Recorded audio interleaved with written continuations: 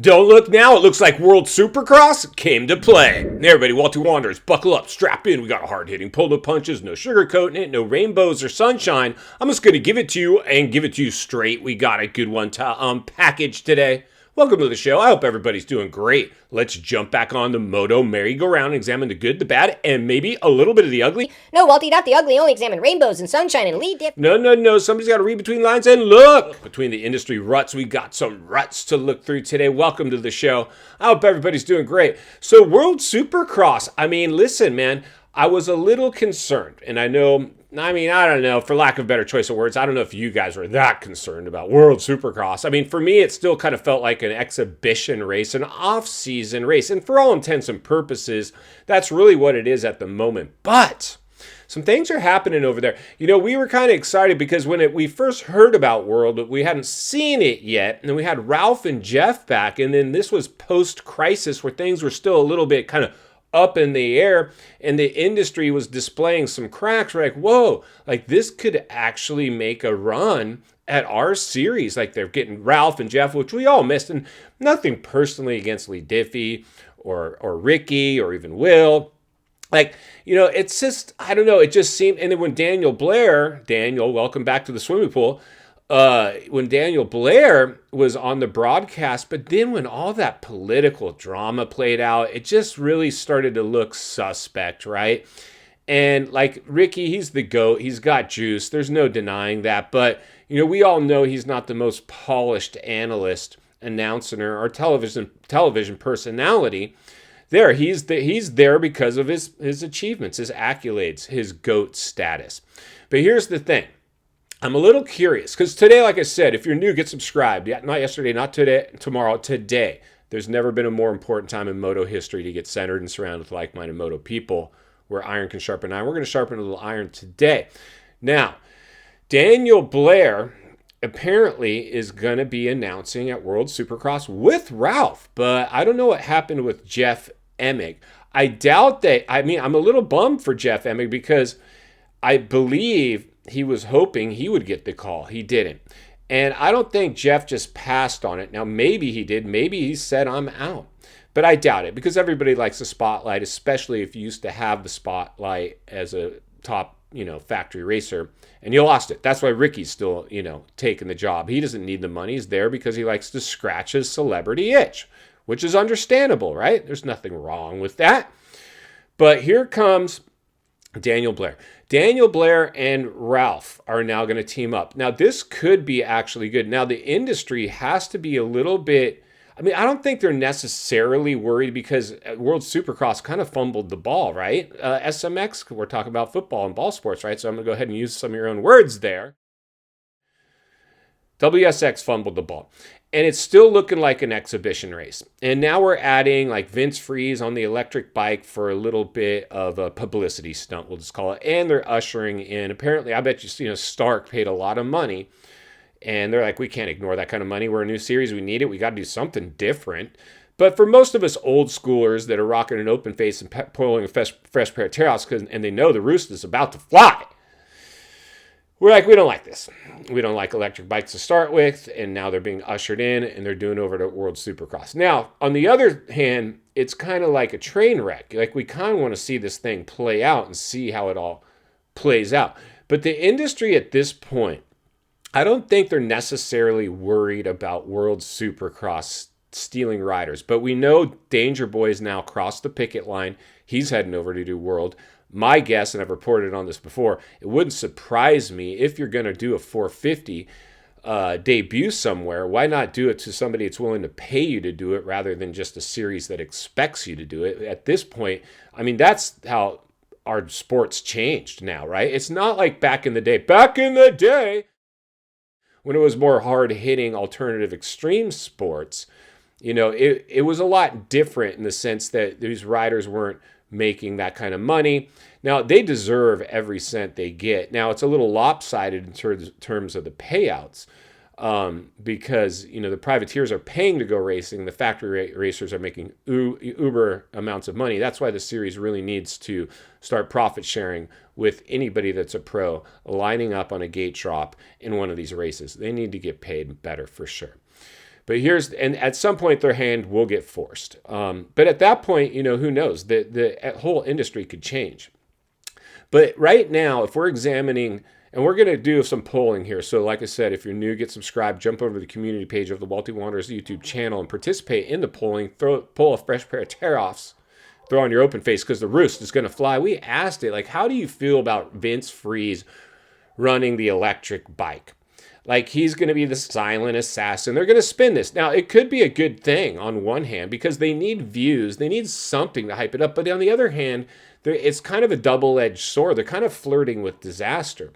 So if we're examining the good, the bad, and the ugly, I would put this more in the ugly category, not necessarily the bad category. Now, Daniel Blair coming to the booth. I put that in the good category, and I like DB. And I've been on his podcast a few times. In fact, they're hitting me up a bunch when I first came to YouTube and started whistleblowing. Now they don't call me as much.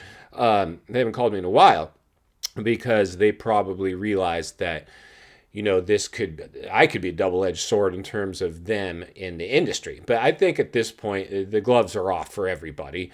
And Daniel Blair got, I love the dude. He's a good Christian brother. And, he's getting his, second bite of the apple over at World. And he gets to showcase his talent. And he's got a lot of talent. He's a great announcer, right? So I'm really excited for him. I'm excited to have him and see how him and Ralph mesh. I think this potentially could be a really good move. Not that I don't like Jeff Emig. I do. But that ship has pretty much sailed. So they need some new blood in there. And what a perfect opportunity to bring somebody with experience and a little bit of talent. Not that Jeff doesn't have talent, but I think Daniel's just got a different type of talent. And he's very much immersed in the industry over at Club now, working there, and his kids racing. The dude loves moto just as much as you and I, not that Jeff doesn't. But I think that he's more invested in this, and I think he feels like he has unfinished business more than potentially Jeff. So I'll put that in a good category. Now, the ugly. We got to move to not the ugly, the bad. We already Vince is the ugly. We're going to get to that polling in a second. That should be fun. Buckle up and strap in, dude. Because once we get into the comments, the roost is definitely going to fly. The bad. The bad for this one is they are rolling the dice. They're still at the moment really an off-season feeling race. Now, they've added multiple rounds, and they've got some big names there. So that's a good thing. The other thing that runs vertically along with this in terms of the bad, depending on how you look at it, is the AMA series. And MX Sports felt they've got to be taking notice of this now because World is making a move. They're pivoting.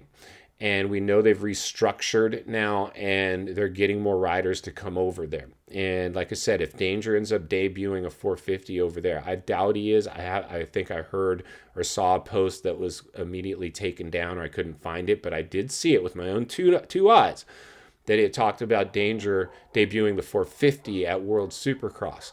It wouldn't surprise me to see that happen.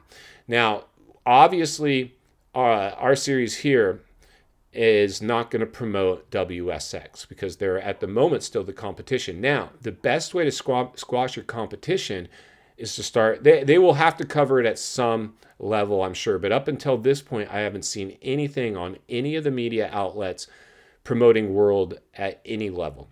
Zero. At some point, they're going to have to acknowledge it because something's going to happen during this series. Something's going to play out. We'll be lucky if we get everybody through there safe because this is, Gladiator Games blood sport. Something's typically going to happen. Hopefully we don't have any big injuries. It doesn't cost anybody their season coming back over here. But this is going to be really a really good one on multi-levels. This is very now much the swamp is getting deep. But for kicks and giggles, let's jump over to the community page, take a look at some polling, take a lap around some of your comments and see how you guys feel about Vince Friese being in the equation on an electric bike. Let's jump over, take a look now, and then we'll meet back here and wrap it up. Let's get started. All right, race fans, buckle up, strap in, roll up your windows, lock your doors, throw on an open face and a fresh pair of tear-offs because the roost is about to fly. When asked on the Wealthy Wanderers community page of the YouTube channel, how do you feel about Vince Friese racing an electric bike at WSX? 34% of you said, I like it, bro, while 66% of you said, I'm not feeling it, bro. Well, let's go ahead and saddle up and take a lap around some of your comments. First out of the starting gate, JSB Swamp Fox pops the clutch, almost hits the 30-second girl and comes in with, I think that's dangerous, especially with a guy like Vince. You won't be able to hear him coming to clean you out. Boom, and there it is there. That's a good point. Definitely going to have to watch that one. It should be entertaining. Thanks for the comment. Let's use up next. Hammerhead444 clicks gears and goes flying by and comes in with, please, for the love of God, no electric bikes. The last thing I want to hear is 40 blenders leaving the line at Redbud. Can you imagine? That would be a disaster. I feel you, my brother. Thanks for the comment. Let's use up next. On Frisbee goes flying by full of whiskey throttle and comes in with, silent but deadly. Boom, and there it is there. You can't trust Vince on a regular bike. Now we got to trust him on an electric silent bike. Last but certainly not least, Scoop Free crosses the finish line, lights the candles, gets the Bubba neck burning, comes in with, all the people whining probably wouldn't watch if Vince wasn't riding an e-bike. And there it is there. Get your popcorn because it's probably going to be kind of entertaining. Thanks to everybody who left a comment. Make sure you guys get in there and read the rest, but bring your tear-offs because the roast tends to fly. Now let's jump back to the studio and wrap this baby up. All right, friends, welcome back, and there you go. So here's the thing, man. Vince, Friese, you bailed on MCR. You took the payday. You have a tarnished image. I personally think you're good for the sport because we used to have people that made you look like Cinderella back when I worked in the industry. We had a lot of bad boys in the sport. You're not really a bad boy. You're just kind of this dude that was cleaning people out, and it would be different if you're all tatted down, bald-headed Tyler Evans. Like, okay, I mean, we could look at the guy. I mean, clearly that's what he's going to do. You look like this. You look like that dude. It's always the quiet one that never talks in class. You got to watch out for because when they snap, they snap. Like, that's kind of Vince Friese.